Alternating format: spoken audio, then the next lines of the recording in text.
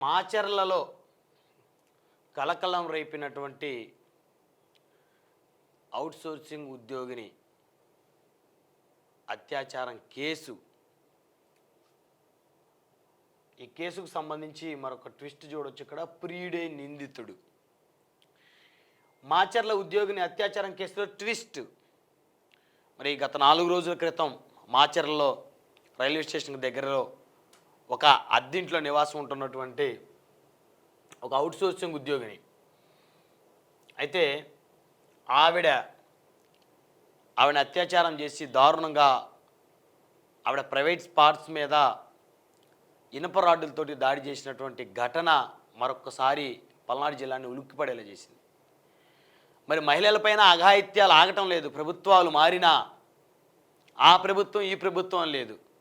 కామాంధులు వారి కామ వాంఛను తీర్చుకునేందుకు వారి ఇష్టానుసారంగా తెగబడతా ఉన్నారు. అయితే ఇక్కడ ఈ కేసులో అందరూ నివ్వెరబోతున్నటువంటి ట్విస్ట్ ఏంటంటే ప్రియుడే నిందితుడు. ఇక్కడ ఆవిడ్ని ప్రేమించినటువంటి ప్రియుడు ఎవరైతే ఉన్నాడో అతనే నిందితుడు. అదుపులోకి తీసుకొని పోలీసులు విచారణ. పల్నాడు జిల్లా మాచర్లలో సంచలనం సృష్టించిన ప్రభుత్వ ఉద్యోగిని అత్యాచారం కేసులో ఆమె ప్రియుడే నిందితుడని పోలీసులు గుర్తించారు. సీసీటీవీ ఫుటేజీల ఆధారంగా నిందితుడు పల్నాడు జిల్లా రాజుపాలెనికి చెందిన శ్రీనివాస్గా గుర్తించినట్లు విశ్వసనీయంగా తెలిసింది. ఇరువురి మధ్య ఘర్షణలో ప్రియుడే ఆమె జననాంగాన్ని ఇనుప చువ్వతో గాయపరిచినట్లు పోలీసుల విచారణలో తేలినట్లు సమాచారం. ఎంత దుర్మార్గం అండి!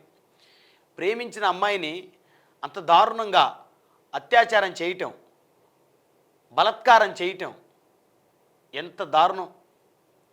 అంతకుమించి దారుణం, ఆమె జననాంగాన్ని ఇనుపచువతో గాయపరచడం అంటే అది ఎంత దుర్మార్గం అండి! అది అంటే వాడు మనిషా, పశువా, రాక్షసుడా? అలాంటి రాక్షసుడికి ఎలాంటి శిక్షలు వేయాలంటే బహుశా మన దేశంలో ఆ శిక్షలు వేయరనుకోండి, ఇతర దేశాల్లో కొన్ని దేశాలు అలాంటి శిక్షలు వేస్తారని విన్నాను. అలాంటి నీచుడి యొక్క మర్మాంగాన్ని కోసేయాలి. అప్పుడే రెండోసారి ఎవడైనా సరే ఆడపిల్లల మీద అత్యాచారాన్ని చేయాలన్నా, అఘాయిత్యం చేయాలన్నా, తెగబడాలన్నా భయంతో వణికిపోవాలి. భయంతో వణికిపోయే పరిస్థితి రావాలంటే ఆ విధమైనటువంటి శిక్షలు అలాంటి నిందితులకి, అలాంటి నీచులకి, అలాంటి కామాంధులకి వేస్తే తప్ప ఇప్పట్లో మన రాష్ట్రంలో కానీ మన దేశంలో కానీ అత్యాచారాలు ఆగే పరిస్థితి కనబడటం లేదు. ఆడబిడ్డలపై అఘాయిత్యాలు ఆగే పరిస్థితి కనబడటం లేదు. ఎందుకంటే ఇక్కడ చట్టాల గురించి అందరూ తెలిసిందే కదా. ఈజీగా బెయిల్ వచ్చేస్తాయి, ఈజీగా తప్పించేసుకోవచ్చు. లేకపోతే కొంతమంది అవినీతి పోలీసు అధికారులు ఉన్నారు, వారికి ఈజీగా లంచం ఇచ్చేసి తప్పించేసుకోవచ్చు. మొన్న ఆచరణలోనే పరువు హత్యకు సంబంధించి తండ్రి కూతురును చంపేస్తే ఆ కేసుని మాఫీ చేసేందుకు సిఐ గారు దాదాపు 6 లక్షల వరకు ఆయన డబ్బులు తీసుకున్నట్టుగా పై అధికారులు గుర్తించి ఎస్పీ గారు సస్పెండ్ చేశారు. సో కాబట్టి ఈ నిందితులు కూడా ఈజీగా తప్పించుకోవచ్చు అనేటువంటి ఆలోచన వస్తుంది.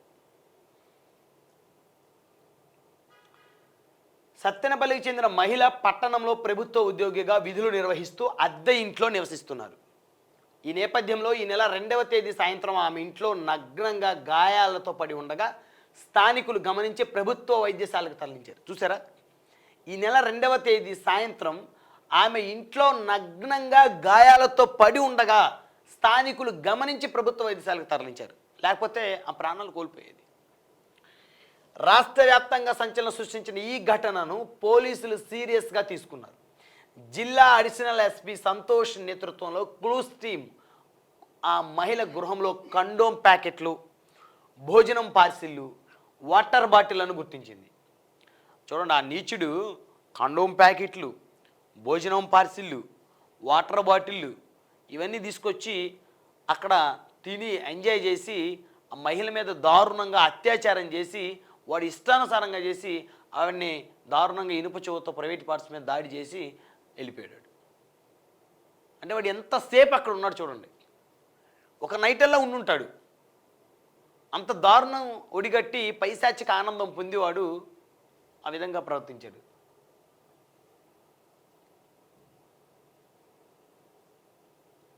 తెలిసిన వ్యక్తే అఘాయిత్యం చేసి ఉంటాడని భావించి బాధితురాలు ఫోన్ స్వాధీనం చేసుకొని చాటింగ్ ఆధారంగా నిందితుడు రాజుపాలెనికి చెందిన శ్రీనివాస్గా గుర్తించారు.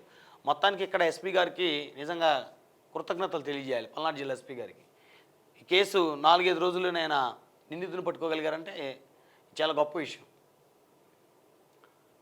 అతను అదుపులోకి తీసుకొని రహస్యంగా విచారిస్తున్నట్లు సమాచారం. ఇది పరిస్థితి. ఇలాంటి మూర్ఖులకి, ఇలాంటి రాక్షసులకి, కామాంధులకి శిక్ష పడాలి. శిక్షలు పడితే తప్ప ఈ అఘాయిత్యాలు ఆగేటువంటి పరిస్థితి కనబడటం లేదు.